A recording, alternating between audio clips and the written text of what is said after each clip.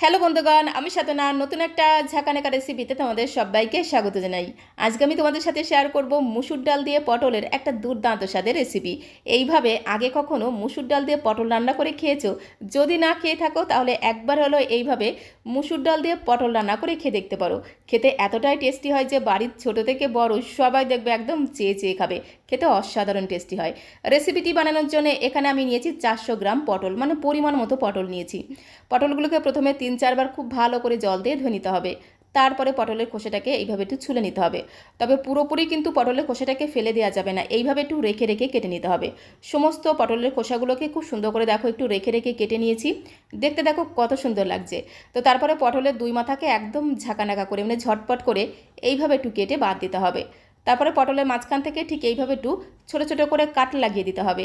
এতে কী হবে, পটলের মধ্যে সমস্ত তেল মশলা খুব সুন্দরভাবে ঢুকে যাবে। পটলটা খেতে কিন্তু দারুণ টেস্টি লাগবে। তো সমস্ত পটলের মধ্যে থেকে এইভাবে একটু ছোটো ছোটো করে কাট লাগিয়ে দেবো।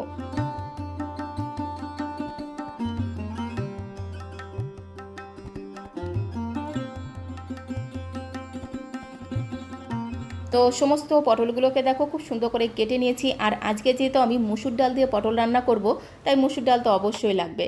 তো এখন এই পটলগুলোকে একটা সাইডে আমি সরিয়ে রেখে দেবো। আর এখানে দেখো নিয়েছি একটা মিক্সিং বোল।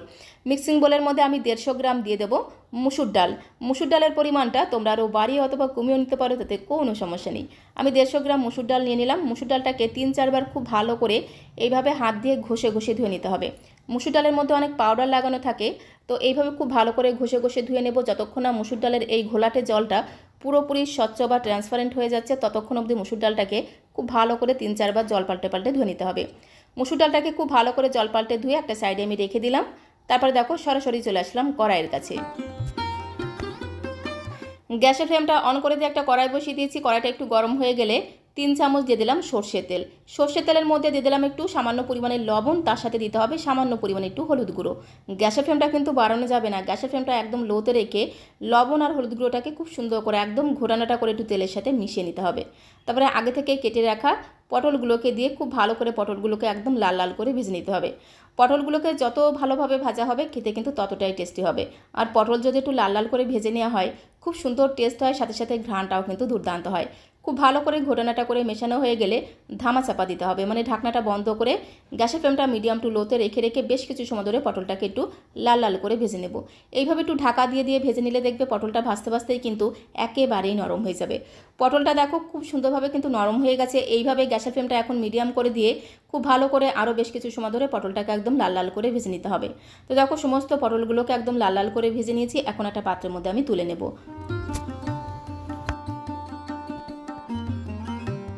তো বন্ধুগণ, পটল তোমরা অনেক রকমভাবে রান্না করে খেয়েছো, বাট এইভাবে একবার মুসুর ডাল দিয়ে পটল রান্না করে খেয়ে দেখতে পারো।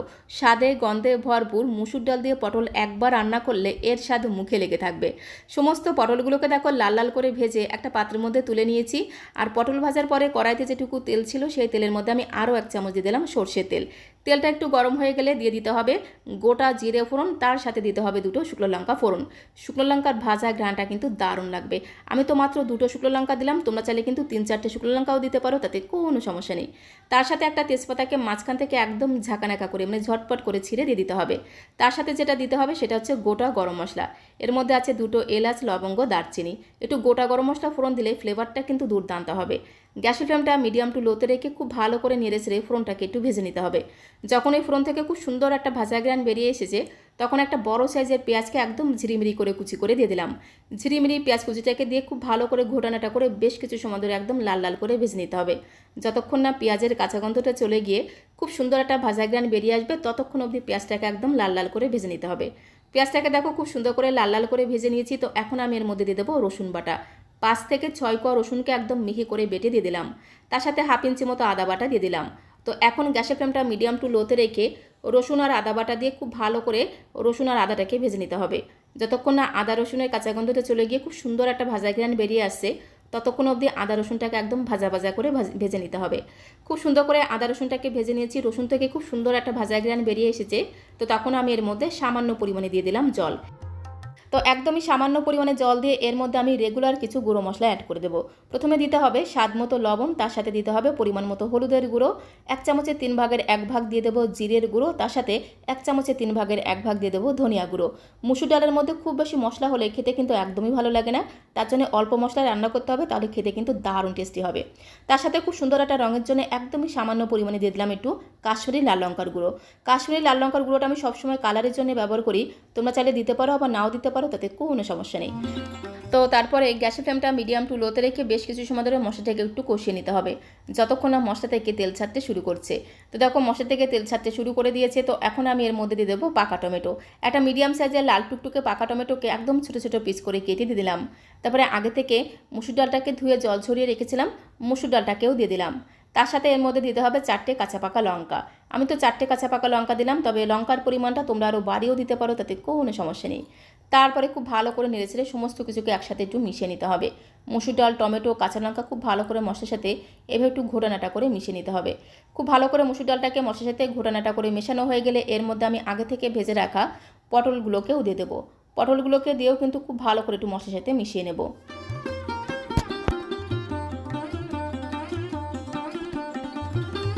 তো ভেজে রাখা পটলগুলোকে দিয়ে সমস্ত কিছুকে একসাথে খুব ভালো করে একটু মিশিয়ে নিতে হবে।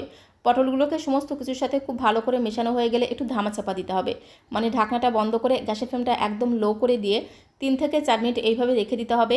এতে দেখবে এই মুসুর ডাল পটল খুব সুন্দরভাবে মশলার সাথে মজে যাবে, যার কারণে রান্নার স্বাদ আর গন্ধ আরও দ্বিগুণ বেড়ে যাবে। 3-4 মিনিট পরে যখনই ঢাকনাটা তুলবে দেখবে কি সুন্দর একটা ঘ্রাণ তোমরা পাবে। পটলগুলো দেখো কত সুন্দর মজে গেছে, সাথে মুসুর ডালগুলো বেশ অনেকটা নরম হয়ে গিয়ে ফুলে গেছে। তো এখন এর মধ্যে অ্যাড করে দিতে হবে গরম জল। জলটাকে আমি আগেই গরম করে রেখেছিলাম, তো পরিমাণ মতো গরম জল দিয়ে খুব ভালো করে ঘোটানাটা করে মিশিয়ে নিতে হবে। জলটা এমনভাবে দিতে হবে যাতে ডালটাও খুব সুন্দরভাবে সেদ্ধ হয়ে যায়, সাথে সাথে ঝোলের পরিমাণটাও ঠিকঠাক থাকে। তো সেই আন্দাজে পরিমাণ মতো গরম জল দিয়ে খুব ভালো করে মেশানো হয়ে গেলে ঢাকা দিয়ে গ্যাসের ফ্লেমটা মিডিয়াম টু লো করে দিয়ে বেশ কিছু সময় ধরে ডালটাকে রান্না করে নিতে হবে, যতক্ষণ না ডালটা একটু সেদ্ধ হয়ে যায়। গ্যাসের ফ্লেমটা মিডিয়াম টু লোতে রেখে বেশ কিছু সময় ধরে ঢাকা দিয়ে দিয়ে ডালটাকে সেদ্ধ করে নিয়েছি। ডালটা দেখো খুব সুন্দরভাবে সেদ্ধ হয়ে গেছে। তো এখন এরকম একটা গোল হাতা অথবা একটা ঘুটনির সাহায্যে খুব ভালো করে ঘোটানাটা করে ডালটাকে একটু ঘুটে নিতে হবে। আর ডাল যত ভালোভাবে ঘোটানাটা করে ঘুটে রান্না করা হয়, ডালের টেস্ট কিন্তু ততটাই বেড়ে যায়। আমি তো একটা গোল হাতার সাহায্যে খুব ভালো করে ডালটাকে ঘুটে নিলাম। তোমাদের কাছে যদি ঘুটনি থাকে অবশ্যই ঘুটনির সাহায্যে খুব ভালো করে ডালটাকে ঘুটে নেবে, তাহলে দেখবে ডালটা খেতে কিন্তু দারুণ টেস্টি হবে। তো খুব সুন্দর করে ডালটাকে ঘুটে নিলাম। আর যেহেতু ঝোলটা একটু শুকিয়ে গেছে, তাই এই সময় আমি গরম জল অ্যাড করব, যাকে বলে একদম ফুটন্ত গরম জল অ্যাড করতে হবে। এই সময় তোমরা যদি জল অ্যাড করো তাহলে কিন্তু অবশ্যই ফুটন্ত গরম জল অ্যাড করতে হবে। তো ফুটন্ত গরম জল দিয়ে খুব ভালো করে একটু নেড়েচেড়ে মিশিয়ে নিলাম। খুব বেশি একদম পাতলা করব না, একটু গাঢ় করে রান্না করব, তাহলে খেতে কিন্তু দারুণ লাগবে। তারপরে এই সময় দিতে হবে স্বাদ মতো চিনি। আমি হাফ চামচ দিয়ে দিলাম চিনি। চিনিটা কিন্তু অবশ্যই দেবে, তাহলে রান্নার ব্যালেন্সটা ঠিকঠাক থাকবে, খেতেও কিন্তু দারুণ লাগবে। বেশ একটু হালকা মিষ্টি মিষ্টি খেতে হবে, গরম গরম ভাত, রুটি, পরোটা সব কিছুর সঙ্গে খেতে দারুণ লাগবে। তো স্বাদ মতো চিনি দিয়ে খুব ভালো করে মেশানো হয়ে গেলে ঢাকা দিয়ে আরও বেশ কিছু সময় ধরে ডালটাকে রান্না করে নিতে হবে। তো গ্যাসের ফ্লেমটা মিডিয়াম টু লোতে রেখে আরও 4 থেকে 5 মিনিট সময় ধরে ডালটাকে রান্না করে নিয়েছি। যখনই ঢাকনাটা খুলবে পুরো রান্নাঘরটা একদম ঘ্রাণে মোমো করবে। খুব সুন্দর করে এইভাবে গোল হাতার সাহায্যে আরও একবার খুব ভালো করে ঘোটানাটা করে ডালটাকে মিশিয়ে নেব। এর মধ্যে যে শুকনো লঙ্কা, কাঁচা লঙ্কা দিয়েছিলাম, সেখান থেকে 2-1টা শুকনো লঙ্কা, কাঁচা লঙ্কাকে এইভাবে একটু ডালের মধ্যে হাতা দিয়ে ঘেঁটে দিতে হবে। এইভাবে যদি একটু শুকনো লঙ্কা, কাঁচা লঙ্কা ডালের মধ্যে ঘেঁটে দেওয়া হয়, খুব সুন্দর টেস্ট হয়, সাথে সাথে ঘ্রাণটাও কিন্তু দুর্দান্ত হয়। গরম গরম ভাত, রুটি, পরোটা যা দিয়েই খাও না কেন সব কিছুর সঙ্গে খেতে জাস্ট দুর্দান্ত লাগে। নামানোর আগে এর মধ্যে জাস্ট 2 থেকে 3 চিমটির মতো দিতে হবে একটু গরম মশলার গুঁড়ো। গরম মশলার গুঁড়ো কিন্তু খুব বেশি দেওয়া যাবে না, একদমই সামান্য পরিমাণে দিতে হবে। তার সাথে দিয়ে দিলাম একটু ভাজা মশলা। গোটা জিরে, ধনে, তেজপাতা, শুকনো লঙ্কা একসাথে শুকনো কড়াইতে ভেজে গুঁড়ো করে রেখেছিলাম, সেখান থেকে সামান্য পরিমাণে ভাজা মশলা দিয়ে দিলাম। তার সাথে 1 চামচ ভর্তি করে ঘি দিয়ে প্রথমে খুব ভালো করে ডালের সাথে মিশিয়ে নিতে হবে। নামানোর আগে এর মধ্যে আমি আরও 1 চামচ ঘি দিয়ে খুব ভালো করে ঘোটানাটা করে মিশিয়ে নেব। জাস্ট 2 চামচ ঘি আমি দিয়ে দিলাম। এই রান্নাতে 2 চামচ ঘি দিলে রান্নার স্বাদ আর গন্ধ আরও দ্বিগুণ বেড়ে যাবে।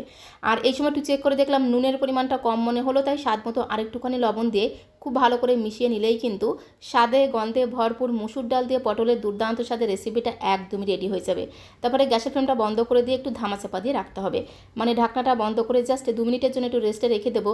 তাহলে এই ঘিয়ের গন্ধ, গরম মশলার গন্ধ আর ভাজা মশলার গন্ধটা খুব সুন্দরভাবে রান্নার সাথে মিশে যাবে, যার কারণে এই রান্নার স্বাদ আর গন্ধ আরও দ্বিগুণ বেড়ে যাবে।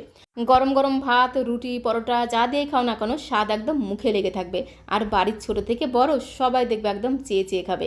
তো এখন একটা বোলের মধ্যে আমি সার্ভ করে দেবো। সার্ভ করতে করতে তোমাদের কাছে রিকোয়েস্ট করব, আজকের এই মুসুর ডাল দিয়ে পটলের দুর্দান্ত স্বাদের রেসিপিটা তোমাদের কাছে কেমন লাগলো অবশ্যই কমেন্ট বক্সে লিখে জানিও। ভালো লাগলে একটা লাইক আর শেয়ার করে দেওয়ার অনুরোধ রইল।